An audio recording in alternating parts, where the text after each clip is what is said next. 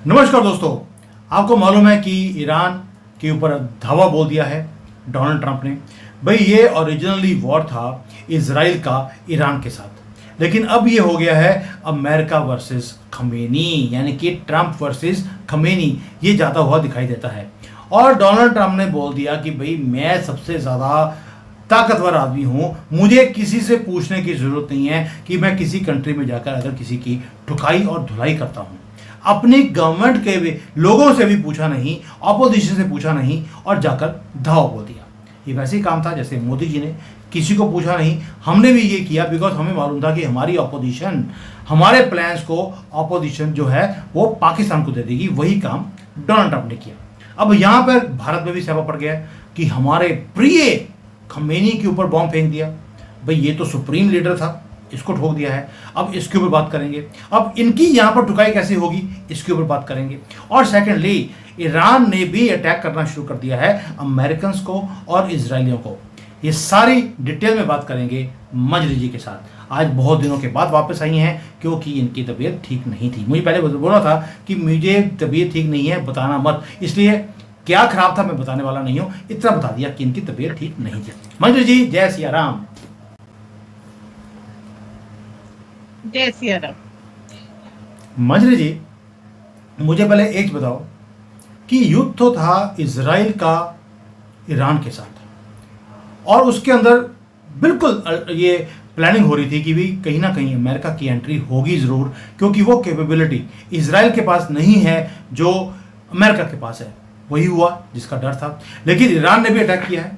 आप देखिए ईरान ने कहाँ किया, न्यूयॉर्क में जाकर अटैक किया है अमेरिका के ऊपर और पूरा हॉस्टेज बना लिया है मेट्रो सिस्टम को। Was it expected? और क्या इसीलिए डोनाल्ड ट्रंप टाइम ले रहे थे? माइग्रेंट की प्रॉब्लम बहुत दिनों से चल रही थी। माइग्रेंट एक ही तरफ के हैं तो ये पता था कि वहाँ कुछ ना कुछ होना जरूरी है। और पहले ही आप देखिए एलए से शुरू हुआ था, 2-4 सिटीज इनकी आ रही थी। अब और ज्यादा बढ़ेगा, तो जितने भी हैं ये काउंटर किए जाएंगे और इनके देश में किए जाएंगे। माइग्रेंट अटैक चाहे सोल लोन वुल्फ ये कहते हैं वो शुरू हो जाए या कलेक्टिव हो जाए, ये एक तरीके से internal take over of America by migrants हैं। और इसमें आप ये देख लीजिए जो इनके जितने भी थे ब्लैक लाइफ मैटर और वो सारा पूरा डीप स्टेट इसके साथ आ जाएगा। तो धीरे धीरे अमेरिका भी इस कॉन्फ्रंटेशन की तरफ बढ़ेगा, law abiding citizen versus migrant and leftist. ये आने वाला अब अमेरिका में जिस तरीके से फैल रहा है, मुश्किल है कि ट्रंप इसको रोक पाए, क्योंकि ट्रंप ने जो है दुनिया भर में अपने बहुत ज्यादा इंटरेस्ट फैला रखे। तो अब वो दुनिया संभालेंगे तो दुनिया छूट जाएगी, और घर संभालेंगे तो दुनिया छूट जाएगी। क्योंकि अब मल्टीपोलर वर्ल्ड जैसे जैसे होता जा रहा है, तो वो रेत को मुट्ठी में लेना है, मतलब उस तरीके से ये वर्ल्ड चेंज हो रहा है। तो स्थितियां कहीं की भी डोनाल्ड ट्रंप से संभल नहीं रही। अब ये जरूरी है कि वो घर पे ध्यान दें। ऐसे में उन्होंने इजराइल ने उनसे मदद मांगी, बेटी का ससुराल था, भाई साहब मना नहीं कर सकते थे, इन्होंने वोट में पार्टिसिपेट कर लिया। फिर ईरान ने इनके ऊपर न्योता छाप के दिया।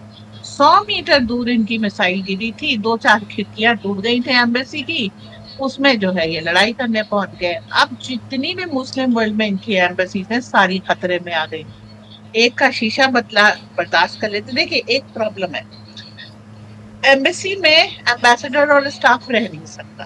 क्यों? क्योंकि जो है आपको बाहर आना पड़ेगा। कितने दिन रह लोगे एम्बेसी के अंदर, राइट। अब दूसरी चीज है, एम्बेसी में लोकल स्टाफ भी काम करता है, 100% जो है विदेशी नहीं होते। तो लोकल स्टाफ क्या अंजाम देगा? एम्बेसी का घिराव मुस्लिम्स पहले भी कर चुके हैं। ऐसा नहीं कि उनको ये नहीं मालूम है, चारों तरफ से घेर करके अंदर पेट्रोल बम ये सब डालना, ये उनको इसमें जो है ये सारी चीजें झेली जा चुकी है। तो अब सवाल ये है कि कहाँ कहाँ अमेरिका वो करेगा। चलो एयर बेस है आपकी, मिलिट्री सिक्योरिटी है, आर्म सिक्योरिटी है, मिलिट्री बेस है, आर्म सिक्योरिटी है, नेवल बेस है, आर्म सिक्योरिटी है। एम्बेसी पे लिमिटेड होती है, आर्म सिक्योरिटी होती है, लिमिटेड होती है, उतनी टाइप की होती है, सारे सोल्जर नहीं होते, तो उसमें इनको दिक्कत आ सकती है। सेकेंडली आप इसमें देखिए ये जो मैप है आपका, इसमें जो स्टेट स्ट्रेट ऑफ होर्मुज है, ये इन्होंने ब्लॉक की। अब इसमें जितने भी हैं, Iraq, Kuwait, Saudi, Qatar, Bahrain, United state, United America Emirates, Oman, ये सारी चीज सब जगह पर अमेरिकन बेसेस हैं, सारे ईरान के निशाने पे होंगे। अच्छा, क्यों ये सारे के सारे एक साथ करेंगे? उसका रीजन ये है कि अगर एक जगह पर एक बेस पे इन्होंने स्ट्राइक की, तो बाकी बेसेस अपनी फुल पोटेंशियल से स्ट्राइक बैक करेंगे। तो या तो सबको एक साथ आप अटैक करो, या फिर चुप कर दो, ठीक है। दूसरी तरफ इसमें है रेड सी, इस लैंड पीस के दूसरी तरफ रेड सी है, वहां पर आपके हूती कर रहे हैं, यहाँ पर आप स्वयं करेंगे। तो आपने क्या किया? ट्रेड हॉल्ट कर दिया। या तो सारा उम्मा वर्ल्ड इसके साथ आ जाए, ईरान के साथ आ जाए, और नहीं आएगा तो दोनों तरफ से ईरान बीच में से क्रश करेगा, रेड सी से भी और इधर से भी। तो वो अब इस चीज को देखना है कि पर्शियन गल्फ और रेड सी में आप के बीच में आप सैंडविच होना चाहते हैं, या फिर आप थोड़ा ईरान के साथ देते हैं। तो इसको एस्केलेशन की तरफ ये बढ़ रही है, कह रहे हैं ईरान कुछ नहीं करेगा, पर ईरान अगर चुप रहा तो खत्म हो जाएगा, और अटैक किया तो उसका खत्म होना तय है। तो इनका क्या फॉर्मूला? जब बनना ही है तो मार के दो। अब ऐसे में बस एक चीज आ जाती कि इन्होंने कहा कि हमने इनकी 3 न्यूक्लियर साइट्स पे अटैक किया है। कौन सी? इस्फहान, फर्दो और नातान्स जो भी है उसका नाम। ओके। दूसरी तरफ कह रहे हैं रेडिएशन लीक नहीं किया। तो एक ही बात हो सकती है, अगर न्यूक्लियर साइट पे आप अटैक करेंगे तो रेडिएशन लीक करेंगे, या फिर वो साइट न्यूक्लियर फैसिलिटी नहीं। तो अमेरिका इस लाइन दोनों में से कोई एक बात छूट सकता है। भारत ने कहा न्यूक्लियर बेस था, कंटामिनेशन हुआ, हमने बोरॉन छिड़का, कंटामिनेशन को कंट्रोल किया। अमेरिका रिस्पॉन्सिबल नहीं होना चाहता, वो कह रहा है कि हमने न्यूक्लियर बेस पे स्ट्राइक किया और कंटामिनेशन लीक नहीं हुआ।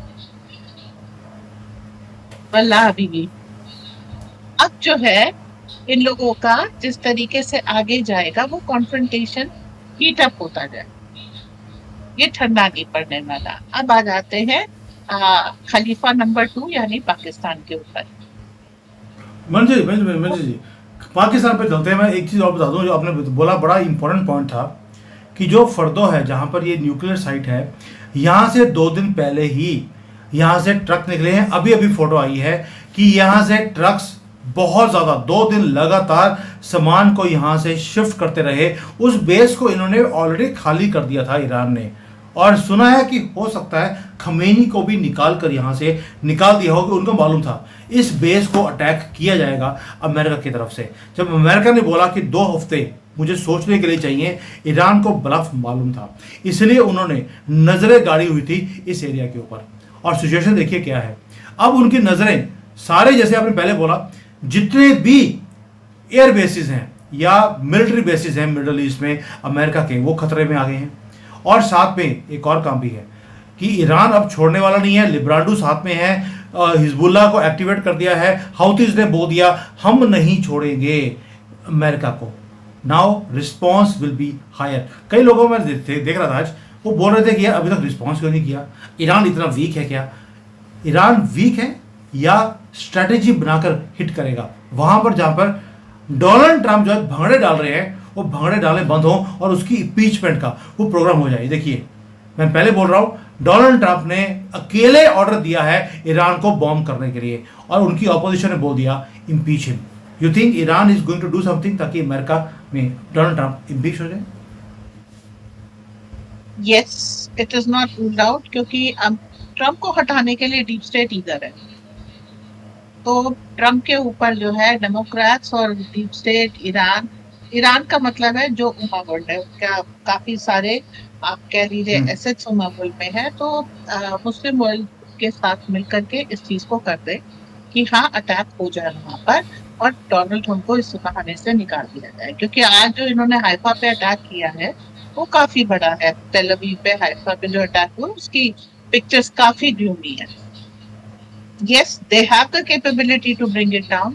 और अमेरिका को होम टर्फ पे डील करने में ईरान को ज्यादा मजा आएगा, क्योंकि अमेरिका ईरान को होम टर्फ पे डील कर रहा है, जो बर्न कर रहा है उसके अंदर घुस के कर रहा है। तो आप अमेरिका के अंदर आप देख रहे हैं कि ऑलरेडी इस तरह के आंदोलन चल रहे हैं जिसमें थोड़े थोड़े एक्सप्लोजन हो रहे हैं, और ये माइल्ड वॉयलेंट है। अभी इतना ज्यादा वॉयलेंट नहीं है कि वो बहुत ज्यादा तकलीफ हो जाए, लेकिन ये माइल्ड वॉयलेंट पे चल रहा है। इसमें चाइना को अभी अमेरिका ने स्नैप किया है, डील किया है। तो चाइना भी हर जगह जहां पर भी अमेरिका थोड़ा सा भी इन्वॉल्व होता है, चाइना अपने हथियार अपनी चीजें लेके पहुंच जाता, हमसे मदद ले लो जी, आपको ये बकवास करनी है थोड़ी सा, हम इसमें मतलब क्या ना, हाँ, आग में घी डाल देता हूँ। तो वो आग में घी डालने का काम चीन कहीं भी नहीं छोड़ेगा। बिल्कुल नहीं, हमने यहाँ से कोई हथियार नहीं भेजे, हमने तो ह्यूमैनिटेरियन ग्राउंड्स के ऊपर दवाइयाँ भेजी हैं। क्या बात कर रही हैं आप? उसमें आपको लगता है दवाइयों में बॉम्ब होंगे? हमने दवाइयाँ भेजी हैं मैडम, जो ऐसी दवाइयाँ दवाइयाँ चाइनीज दवाइयाँ वो हैं जो चाइनीज भी लेते नहीं है, क्योंकि चाइनीज मेडिसिन जो है कोई नहीं लेता, वो हमने ईरान को भेज दी है। हमने ह्यूमैनिटेरियन काम किया है। क्या बात कर दी, बॉम्ब भेज दिए, हथियार भेज गाजा में दिए, भी किया ऐसी था। अभी हम कब कह रहे हैं ह्यूमैनिटेरियन नहीं है भाई? वो जो आप सामान भेजेंगे, साजो सामान, उसको ह्यूमन ही चलाएंगे, तो वो भी ह्यूमैनिटेरियन एड है। लेकिन ये ह्यूमन थोड़े टेररिस्ट टाइप के हैं, तो हम क्या करें, है ना? तो ये भी ह्यूमैनिटी, मैंने कभी नहीं कहा कि ये जो है किसी और तरह की ह्यूमैनिटेरियन एड है, लेकिन अब वो थोड़े टेररिस्ट टाइप के हैं ह्यूमन। तो आप ये सारी देखिएगा कि इधर अमेरिका में जो कुछ भी होगा, अब इनके लोन वुल्फ अटैक है, गन वायलेंस है, थोड़े बहुत पटाखे, थोड़ी बहुत गाड़ियां, हो जाएगा, क्या कर सकते हैं, कभी कभी हो जाता है, you know. As Rahul Gandhi से सारे टैक्स को रोका नहीं जा सकता। तो अब Trump has his basket, handful तो बहुत पहले था, अब उसकी बास्केट फुल हो गई है। अभी बिल्कुल ठीक कह रही है। इन्होंने कह दिया है मारने के बाद कि हमारा अब पीस टाइम है, लेकिन उनकी पीआईई सीई होगी, पीईए सीई का टाइम जा चुका है। अभी हुतीज हुतीज एक ऐसा फ्रैक्शन है ईरान का जिसको ट्रम्प नहीं टैकल कर पा रहे, अमेरिका नहीं टैकल कर पा रहा है। इसके कारण काफी समय से उन्होंने पीछे हटने के लिए केन्या को बेस बनाया था कि अगर रेड सी में कुछ होता है, जिबूती में कुछ होता है, तो हम केन्या चले जाएंगे, वो सबसे क्लियर बेस है। अब केन्या जिस बेस के पास पड़ता है वहां सोमालियन पायरेट्स है, तो एक वो अगर ईरान अपने साथ ले सकता है। दूसरा अभी जब आप उसको चाहे कितना भी वहां पर अपना निमिट्स लगा दीजिए, ये सब यूएसएस लगा दीजिए, लेकिन बेस क्या है, आपका शिप बहुत बड़ा दूर से दिखता है, और ये छोटी छोटी मोटर ऑपरेटेड डिंजियों में काम करते हैं। तो वो जो लाइट वेट है ना, वो it is taking advantage of their heavy machineries. और एक भी सही जगह पर अगर एक भी जाकर के ड्रोन एक्सप्लोड कर देता है, तो आपके $1 बिलियन खतरे में आ जाते हैं, और आपकी बादशाहत वहां पर खतरे में हो जाती है। तो एक जो समय था कि जिसपे यूएस कहता था ना, आई हैव वो एयरक्राफ्ट कैरियर, उसके ऊपर 20 एयरक्राफ्ट है, everything will go down the sea, just one proper explosion. और इसका इफेक्ट आप वर्ल्ड ट्रेड सेंटर में देख चुके हैं 9/11 में। तो जो प्रिसीजन इतने दिन लड़ते हुए हो गए, अगर अमेरिका ने कुछ लेसन लिए तो हुतीज ने भी लिए, and Houthis are going for revenge. तो America has its hard days coming. उन्होंने कह दिया है कि अब हम ईरान पे हुआ उसका बदला लेंगे, ठीक है। तो आपने अब, ईरान एक छोटी सी कंट्री है, और उसने अपनी बेट्स को रेड सी में और इधर पर्शियन गल्फ में दोनों जगह लगा रखा है। और आपने सारे सबको चैलेंज किया, कतर को, ईरान से सारे चैलेंज है। अगर आप उसको वहां पर होमरूस में सबके तेल को रोकते हैं, तो आपने सबको चैलेंज कर दिया। अब यहाँ पर आपकी बात आती है कि आपने ईरान वर्सेस ये मुस्लिम वर्ल्ड हो गए, इतने सारे जो देश हैं वो ईरान के विरोध में हो जाएंगे, क्यों? सबकी जो टॉप लीडरशिप है उसका प्रॉफिट, उसका एक्सपोर्ट, ये सारी चीजें आप अर्थव्यवस्था को उनके देश की चैलेंज कर रहे हैं। तो वहां से क्यूमुलेटिव अटैक भी आ सकता है। पाकिस्तान के इसमें यह है कि पाकिस्तान बैकयार्ड है, उन्होंने काफी जासूसी करके दी है और काफी लोगों को ईरान के टॉप लीडरशिप को मरवाया है। आगे वो ट्रम्प को वो कह रहे हैं कि हम आपको ये कराना चाहते हैं, नोबेल पीस प्राइज दिलवाना चाहते हैं। मतलब वो चूरन बेच रहे हैं और अमेरिका खरीद के वो चूरन चाट रहा है लिटरली। मंजरी जी, ये टॉप लीडरशिप जो है ईरान की, वो जो कल रात को अटैक हुआ है उसके अंदर ये उड़ गया है। और मैं बार बार बोल रहा हूँ, अभी खमेनी का पता नहीं है वो मर गया क्या जिंदा है। क्योंकि देखिए आप, न्यूक्लियर बॉम्ब गिरा है, न्यूक्लियर बॉम्ब नहीं, न्यूक्लियर फैसिलिटी के ऊपर बॉम्ब गिरा है। और ये वो बॉम्ब है जो किसी के पास नहीं है, मदर ऑफ ऑल बॉम्ब्स है एक तरह से। और उसमें खमेनी निकल चुका है, अंदर घुस गया है, मर गया है, बारबेक्यू हो गया है, कुछ नहीं पता। लेकिन एक चीज क्लियर है कि आसिम मुनीर जो अभी अभी लंच करने गया था डोनाल्ड ट्रंप ने, वहां पर उसने सारे कोऑर्डिनेट्स दिए हैं। ये लोग जो मारे जा रहे हैं, ये डोनाल्ड ट्रंप ने बोला था कि Pakistan understands Iran better than me.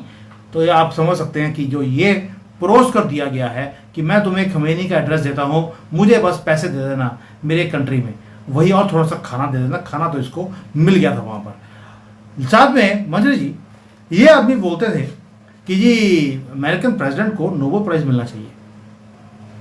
कल नोबेल प्राइज बोला है, आज उसी डोनाल्ड ट्रंप को कंडेम कर रहे हैं कि इसका जो नोबेल प्राइज है जो हमने रेकमेंड किया था उसको कैंसिल कर दिया जाए, क्योंकि इन्होंने हमारे उम्मा कंट्री की मुसलमान एक लीडर के ऊपर, जो कि सुप्रीम लीडर है, उसके ऊपर अटैक किया है। भी एक दिन में अपनी असलियत पे आ गए। उधर से एक धमकी आ गई होगी ईरान की कि एक बम आ रहा है मुनीर तेरे घर पे। मुनीर भाई साहब बदल गए, बहुत तो बड़ी बात है। पाकिस्तान को रख बदलने में गिरगिट को ज्यादा टाइम लगेगा, पाकिस्तान को नहीं लगेगा। आज शाम तक फिर आ जाएगा कि we stand with the Nobel prize of Trump.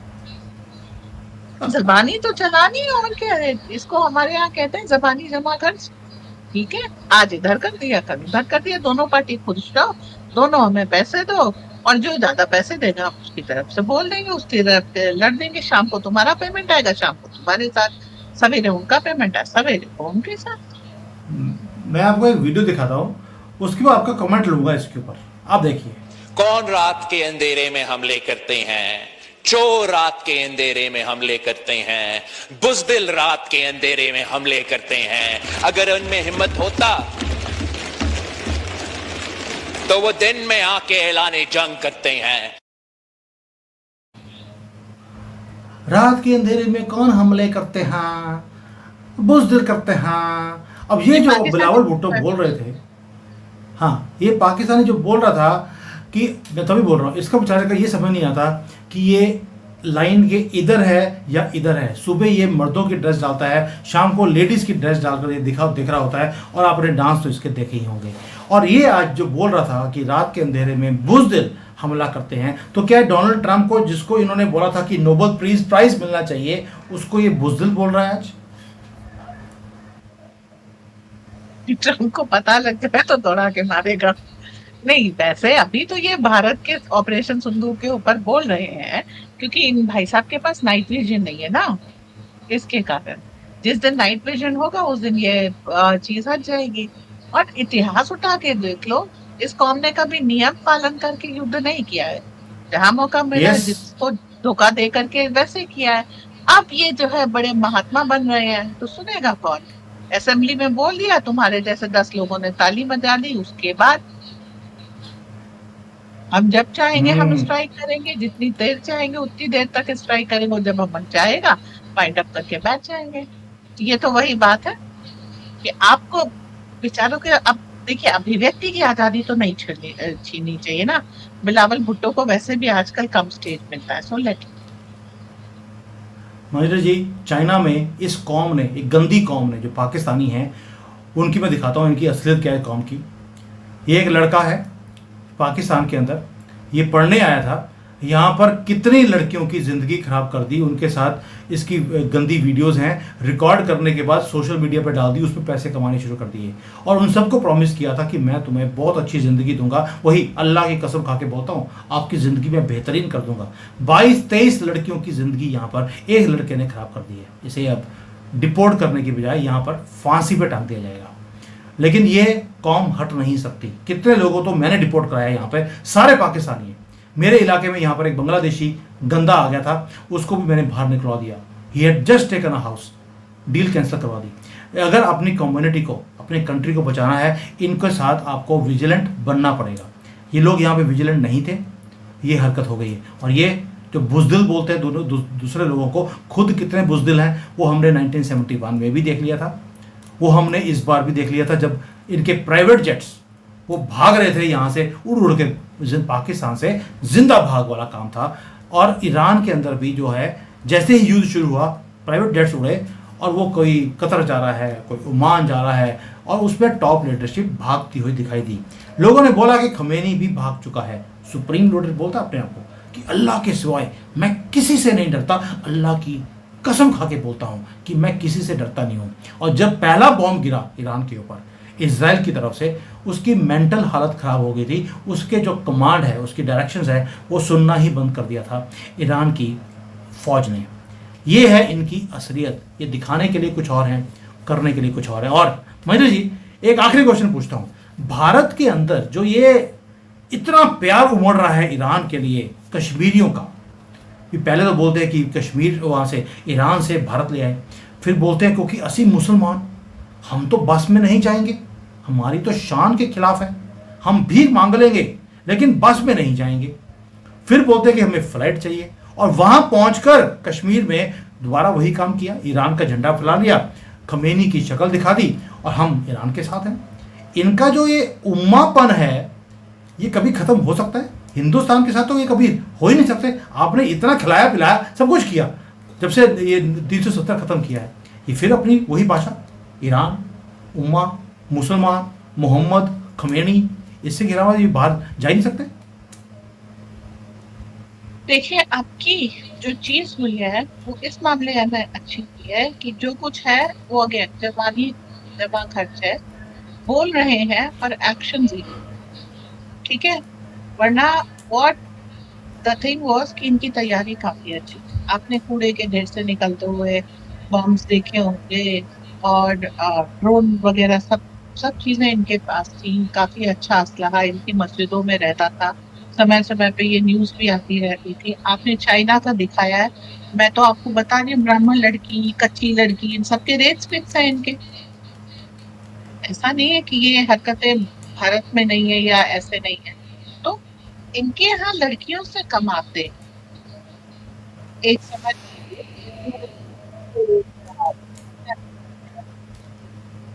मेहर की रकम, ये और कुछ नहीं है, बेटी बेचने के बदले में मिली हुई रकम है। और ये इनके यहाँ परंपरा है, तो ये अपनी बेटियां बेचते हैं। तो दूसरे की बेटी बेचने, जब अपनी बेचती तो दूसरे की बेचने में क्या शर्म है। और यही सारी चीजें इनकी प्रैक्टिकली ऐसे आती कि अभी ईरान से भारत पहुंचे, और अब जो है शुरू हो गए ईरान के पक्ष में। फिलिस्तीन ज्यादा इम्पोर्टेंट है भारत से, ऐसे भी आपने इंटरव्यू अभी देखे होंगे। तो ऐसे लोगों को वापस ईरान, वापस फिलिस्तीन भेज देना चाहिए। भैया तुम यहाँ आने के काबिल नहीं हो। फिर मैं कहूंगी मोदी जी का दिल पसीज जाता है कि तुम इंडियन पासपोर्ट लेके घूम रहे हो, तो लाओ तुम्हें बचा लें। पर ये बचाने लायक काम नहीं है, क्योंकि जैसे ही, वही मैं कह रही हूँ ना, पेट भरा और जन्नत चीजी, ये भूखे आएंगे, भूखों में आएंगे, जिनके रहते हुए आएंगे। मुझे चीज समझ नहीं आती। आप ईरान में बैठे हैं, अगर आपको ईरान से इतना प्यार है, आपको उम्मापन दिखाना है, तो वहीं पे बैठे रहते हैं ना, वापस आने की जरूरत क्या थी? मुझे आज तक ये समझ नहीं आया। भारत में आके आप बोलते हैं कि मुझे ईरान की सपोर्ट करनी है, पाकिस्तान में बैठे हुए गधों के ऊपर बैठ के भाग रहे हैं कि हम जा रहे, वीडियो बना रहे हैं टिकटॉक के ऊपर कि हम जा रहे हैं ईरान में उनकी सपोर्ट करने के लिए, और गवर्नमेंट को बोल दिया कि बॉर्डर को सील कर दो, कोई ना जा सकता है ना आ सकता है। ये सिर्फ एक दिखाने के लिए दुनिया को कि हम उनके साथ हैं। ये तो कि अपने फैमिली के, अपनी लड़कियों के साथ नहीं है, अपनी बीवी के साथ नहीं है, अपनी माँ के साथ नहीं है। ये किसी के साथ कैसे हो सकते हैं? अलतकिया इनके यहाँ जायज है, वही कर रहे हैं। भड़काऊ भाषण देना, भड़काऊ वीडियो बनाना, उल्टी सीधी बातें करना, ये इनको, इनके मतलब ये आए दिन का काम है। लेकिन चक्कर क्या, कुछ लोग इसमें भ्रमित हो जाते हैं बातें सुनकर के, एक्चुअली एक्शन में आ जाते हैं। तो वहां पर उसको कंट्रोल करना पड़ता है। भारत सरकार ने अच्छी लगाम डाल रखी है। धीरे धीरे सोशल मीडिया पर भी इस तरह की पोस्ट और इंटरव्यू के ऊपर भी अब कार्यवाही शुरू हो गई है। तो आप देखिए, पहले जिस तरह के फतवे दिए जाते थे, जैसे नुपुर शर्मा के केस में आपने सुना था, करोड़ों के फतवे दे दिए गए उस बेचारी लड़की के ऊपर। अब वो चीजें खत्म होकर के हम इसके साथ हैं, उसके साथ हैं। अब धीरे धीरे इस पे भी कार्यवाही होने लगी, क्योंकि अभी जब ये पाकिस्तान के साथ थे तो उस पर कार्यवाही हुई। अब अगर ये ईरान के साथ है, इस पर भी कार्यवाही होने लगेगी, तो ये चुप चुप चुप चुप होते जाएंगे। क्योंकि ये केवल लिप सर्विस करके चुप हो जाते हैं। तब आपको ये देखना होगा कि अगर इनको अपने शब्दों के लिए जिम्मेदार ठहराया जाए, उनको उसके ऊपर कार्यवाही की जाएगी, तो ये चुपचाप हंसी खुशी काम करने लगेंगे। अब तो भारत में क्योंकि डंडे खाने के बाद इनकी अकल हमेशा ठिकाने आती है। तो आप डंडे लगाइए। देखिए, हमारे यहाँ भी कहावत है ना, लातों के भूत बातों से नहीं मानते। आप इनको बातों से वो समझा रहे हैं, पुचकार रहे हैं, खाना खिला रहे हैं, घर बना के दे रहे हैं, सब कुछ दे रहे हैं, ये भाषा इनकी समझ में ही नहीं आती। फिर वही वो कौन सी मूवी थी, उसके ब्रिगेडियर प्रताप मुझे याद आ जाते हैं। बनाया तो इसलिए था कि हिंदू और सेना को, हिंद की सेना को बदनाम कर सके, लेकिन डायलॉग ऐसे लोग अंदर गए कि वो सही साबित हो गया बाद में कि वो बंदा जो कह रहा था वो सही है। सेम थिंग है, आपको वो थप्पड़ रिफ्रेशमेंट कहा जाता है, वो देना पड़ेगा। और देखिए, सब फिर पांचों दरिया गाल पे बहे और बुद्धि ठिकाने, उसके बाद देखिए क्या बात करेंगे। सब ये कहेंगे भारत माता की जय। इनकी बुद्धि ठिकाने पे नहीं आ सकती, क्योंकि मैंने एक बार पहले भी वीडियो दिखाया था, बड़ी हिलेरियस है शहबाज शरीफ की। दोबारा दिखाता हूँ। जब तक ये काम नहीं करेंगे, और इसके साथ मोदी जी भी जब तक ये काम नहीं करेंगे, वो सीधे नहीं हो सकते। इजराइल का फॉर्मूला मैं बार बार बोलता हूँ, एक इजराइल है, दूसरा चाइना है। इन्हीं का फॉर्मूला सक्सेसफुल है। ये जो है ना मोहब्बत की दुकान, ये भी फेल है। ये जो सौगाते मोदी फेल है। ये आप जो आउटरीच का काम करते हैं फेल है। सबका साथ सबका विकास फेल है। मैं बार बार बोल रहा हूँ, वो फेल है। मैं ये जरूर कहूंगा कि आप अपने गरेबान में झांके, अपने पंजाबी में कहते हैं अपने मंजी थले आप अपना झाड़ू दें। क्या कहते हैं मंजी थले की डांग दे, मंजी थले डांग दें, मंजी थले डांग दें, डांग फेरे, sorry Manji, I am sorry, मैं माफी, मंजी थले डांग फेरे। मैं जा रहा हूँ, ये प्रेस कॉन्फ्रेंस है, क्या करेंगे आप? देखिए, जब तक हम, और ये डर मोदी ने पैदा किया है। ओके, ये चाइना इसराइल किसी ने नहीं किया है, ये डर मोदी ने पैदा किया है। सेकेंडली, आपने चंदोला ले लिया, कुछ बोला? आपने कश्मीर लिया, कोई बोला? आपने संभल लिया, कोई बोला? आप लक्षद्वीप ले रहे हैं, कोई बोल रहा है? आपने पूरे केरल पे सर्जिकल स्ट्राइक कर दी, वो बना करके, कोई बोला? चुपचाप चार्ली इतना अच्छा काम कर रहा है, तुसी चाइना चाइना कर रहे हो। मोदी के गुण गाओ। चाइना ने एक उइगर किए, हमने तो कितने किए, हमने कश्मीरी किए, लक्षद्वीपी किए, गुजराती किए, यूपीआई किए, हम तो जगह जगह कर रहे हैं। बंगाली भी काबू कर लिए, बांग्लादेशी भी काबू कर लिए, पाकिस्तान भी। हमारा स्ट्राइक रेट देखिए, हम अपना एडवर्टीजमेंट नहीं करते, हम नहीं बोलना चाहते। इसका ये मतलब थोड़े कि इजराइल, अरे इजराइल के पास एक हमास था, यहाँ तो 500 थे, पूरे 500 चुप हैं, वो अंदर थे और बाहर के भी चुप हैं। इसलिए आप केवल एक पे रोक न। मंजरी जी, ये मैं छोड़ता हूँ लोगों के ऊपर। आपको लगता है, जो सुन रहे हो, ये मंजरी जी बोल रही है कि 500 हमास हैं भारत के अंदर, गली गली में हमास क्रिएट किया हुआ है अखिलेश यादव ने, ममता ने, ये राहुल गंदगी ने और गंदगी वाली फैमिली ने, नीचे टीएमसी है और बाकी नीचे वो जो भी हैं साउथ इंडिया के, ये सभी ने हमास क्रिएट किया हुआ पूरे भारत में। मंजरी जी बोलती है सारी अंडर कंट्रोल है। ये मैं आपसे पूछता हूँ, क्या भारत में ये सारे कंट्रोल में है, या हमें भी अपनी मंजी के नीचे डांग फेरने की जरूरत है?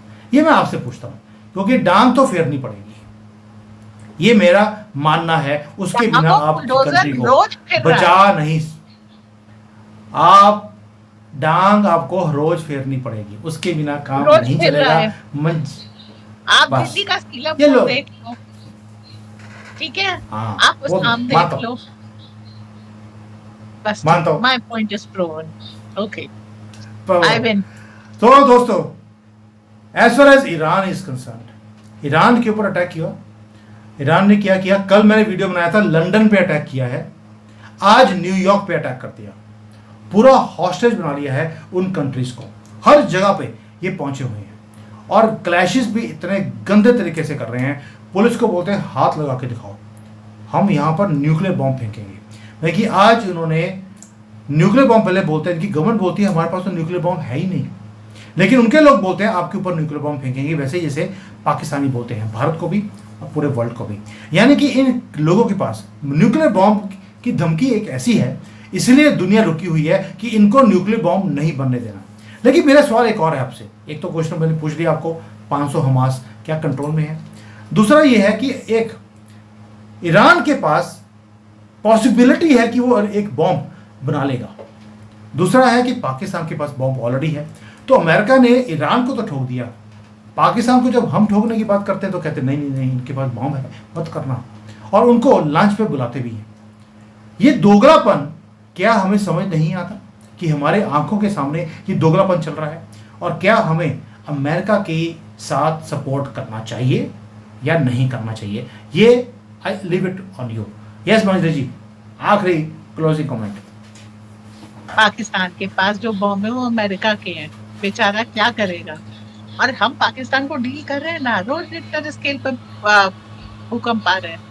अब जो पाकिस्तान समर्थक है वो कह रहे हैं पाकिस्तान न्यूक्लियर टेस्ट कर रहा है। मैं कह रही नहीं भैया, हम सेफ डेटोनेशन कर रहे हैं, हम उन सारे बॉम्ब्स को सेफली डिस्ट्रॉय कर रहे हैं। अब वो क्या था, जब आपने करगिल किया, निकले बम नहीं निकले क्योंकि अमेरिका की परमिशन चाहिए उन बम्स को हाथ लगाने के लिए। जब आपने सर्जिकल स्ट्राइक किया, जब आपने एयर स्ट्राइक किया, ये बम बाहर नहीं आए। क्यों? क्योंकि परमिशन चाचा जी ने दी नहीं थी। अभी क्या है, अब हम बमों को डिस्ट्रॉय कर रहे हैं, और इसीलिए, और जो अमेरिका पाकिस्तान को इस समय तवज्जो दे रहा है, एक ईरान को के कारण दे रहा है, दूसरा उसको बेसिस चाहिए भाई इस एरिया में। और अगर भारत पाकिस्तान के ऊपर इस तरह से काबू पा रहा है, वहां पर रखी हुई फैसिलिटीज, रखे हुए बॉम्ब और वहां के अमेरिकन SF-16 वगैरह को डिस्ट्रॉय कर रहा है, तो फिर वो भारत से बात करेंगे कि भैया छोड़ दो, बख्श दो हमें, हम पाकिस्तान में बैठे, तुम जब पाकिस्तान को तबाह बर्बाद था, एक्चुअली तुम मेरे एसेट्स को बर्बाद कर दो। बट देन ठीक है, आपने पाकिस्तान को ये बोलने का मौका दिया कि वो एसेट पाकिस्तानी थे, तो अब हमारा धर्म क्या है कि हम डिस्ट्रॉय करेंगे। तुम्हारा क्या, तुम्हारे पास तो और होंगे ना, बाद में ले आना, देखा जाएगा। चलिए अभी देखा जाएगा। देखा तो ये जाएगा कि अब ईरान बोल रहा है हम रिटेलिएट करेंगे, हमारे ऊपर आपने जो करना था, हमारे जो न्यूक्लियर फैसिलिटीज़ हैं वो बंद हो गई थी, हम ऑलरेडी खाली कर चुके हैं। अगर आपने बॉम्ब फेंक भी दिए की फ़र्क पैदा है, हम तो ऑलरेडी सामान बाहर निकाल चुके हैं। अगर निकाल चुके थे तो फिर न्यूयॉर्क को हॉस्टेज बनाने की ज़रूरत क्या थी? पहली बात ये, हाउतीज़ को धमकी देने की ज़रूरत क्या थी कि अब हम ये करेंगे, हम वो करेंगे? उधर से इनके अपने जो लोग हैं वो एलिमिनेट होते जा रहे हैं, एक एक कर आपको देखिए। टॉप लीडरशिप बनती बाद में है, ख़त्म पहले हो जाती है। और ख़त्म करवाया किसने? यही आसिम मुनीर ने, जिसने सारे कोऑर्डिनेट्स दिए हैं, सारी इंटेलिजेंस की रिपोर्ट। वैसे तो इनके पास कोई इंटेलिजेंस होती नहीं है, लेकिन फिर भी इनके पास इंफॉर्मेशन रहती है कि अफगानिस्तान में, ईरान में क्या हो रहा है, वो भी डोनाल्ड ट्रंप के साथ शेयर कर लिया। और उधर से ईरान ने क्या किया कि पूरी सिचुएशन हमारे नज़र के अंदर है कि कहाँ कहाँ पे हमने जाकर अमेरिकन टारगेट्स को टारगेट करना है। अब ये अगले 48 घंटे, आपको मालूम है मैं कभी बोलता नहीं हूँ, 24 घंटे बड़े भारी हैं। 4 गाड़ियाँ काले रंग के शीशे थे, वो आ रही थी, उसमें एक लाश थी, हो सकता है खमैनी हो। मैं ऐसा कोई काम करता नहीं हूँ फेंको वाला। तो ये जो सिचुएशन है अगले 48 आवर्स, ये ईरान की स्टेटमेंट है, we are going to hit very very hard both on US bases and Israeli locations also. और लोकेशन वो होगी जहाँ पर इजरायली लोग जहाँ पर रहते हैं। और इन्होंने एक वीडियो भी जारी करी है ईरान ने, जो बंकर्स में जाकर अंदर बॉम्ब कर सकता है, वो फैसिलिटी भी है ईरान के पास। और आपको मालूम है कि इजराइल वाले अपनी हर बिल्डिंग के नीचे बंकर्स बना के रखते हैं कि जब भी सायरन बजता है सभी नीचे बंकर्स में वो चले जाते हैं। अब ईरान ने धमकी दी है कि they are going to target those bunkers. अब देखते हैं कि what is going to happen. Let's pray for Israel. Israel बहुत अच्छा दोस्त है हमारा, हमेशा हमारे साथ खड़ा भी हुआ है, but we should pray that they remain safe. इन जानवरों से उन्हें भगवान बचाए। Thank you. जय हिंद। वंदे मातरम। वंदे मातरम।